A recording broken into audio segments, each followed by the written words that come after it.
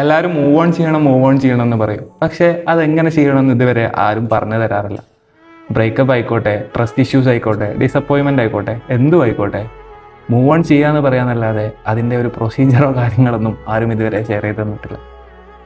ഞാൻ എൻ്റെ ലൈഫിൽ നിന്ന് ചെയ്ത കുറച്ച് കാര്യങ്ങൾ ഞാനിവിടെ ഷെയർ ചെയ്താൽ, ഒന്നാമത്തെ കാര്യം, ഇങ്ങനത്തെ കാര്യങ്ങളൊക്കെ സംഭവിക്കുമ്പോൾ നമ്മുടെ ഫീലിങ്സ് അക്സെപ്റ്റ് ചെയ്യുക.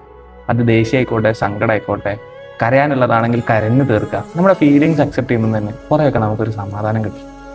രണ്ടാമത്തെ കാര്യം എന്ന് പറയുന്നത്, നമുക്ക് ഏറ്റവും ഓക്കെ ആയിട്ടുള്ള നമ്മുടെ ഫാമിലി ആയിക്കോട്ടെ അല്ലെങ്കിൽ ഫ്രണ്ട് ആയിക്കോട്ടെ, അയാളോടൊരു ഇമോഷണൽ സപ്പോർട്ട് എടുക്കുക. നമ്മൾ മൈൻഡ് ഔട്ട് ആകുമ്പോഴൊക്കെ അയാൾക്ക് നമ്മളെ വളരെ നല്ല രീതിയിൽ ഹെൽപ്പ് ചെയ്യാൻ പറ്റും. മൂന്നാമതൊരു കാര്യം ഞാൻ ചെയ്തതെന്ന് വെച്ചാൽ, ആ ഒരു കാര്യത്തിലേക്ക് ബൗണ്ടറീസ് വെക്കുക.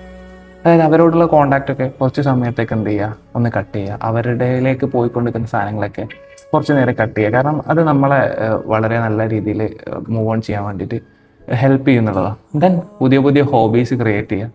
അല്ലെങ്കിൽ നമുക്ക് ഇഷ്ടമുള്ള കാര്യങ്ങളിൽ എൻഗേജ്ഡ് ആവുക. അങ്ങനത്തെ കാര്യങ്ങൾ ചെയ്യുക. ഇപ്പോൾ ഒരു ജിമ്മിൽ പോകാൻ ഇഷ്ടമുള്ളവരാണെങ്കിൽ ജിമ്മിൽ പോകുക, അല്ലെങ്കിൽ ബുക്സ് വായിക്കാൻ, അല്ലെങ്കിൽ ട്രാവൽ ചെയ്യാൻ. ട്രാവലൊക്കെ ഒരു ബെസ്റ്റ് ഓപ്ഷനാണ് ഒന്ന് മൈൻഡ് റിക്കവറായി വരാൻ വേണ്ടിയിട്ട്.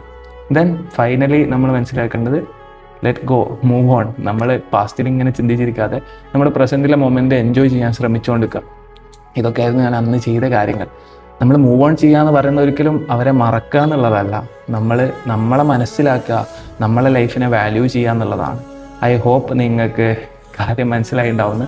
നിങ്ങൾക്ക് കാര്യം ഇഷ്ടപ്പെട്ടെങ്കിൽ, നിങ്ങൾക്ക് ഹെൽപ്ഫുൾ ആയും തോന്നിയിട്ടുണ്ടെങ്കിൽ ഒന്ന് കമൻറ്റ് ചെയ്യുക. എനിക്കറിയില്ല എത്രത്തോളം ഇത് ഹെൽപ്ഫുൾ ആവുമെന്ന്, കാരണം ഇത് പേഴ്സൺ ടു പേഴ്സൺ വ്യത്യാസം ഉണ്ടാവും. ഞാൻ യൂസ് ചെയ്ത കാര്യങ്ങളാണ് ഞാനിവിടെ ഷെയർ ചെയ്തത്. സോ പുതിയൊരു വീഡിയോ ആയിട്ട് കാണാം. ബൈ.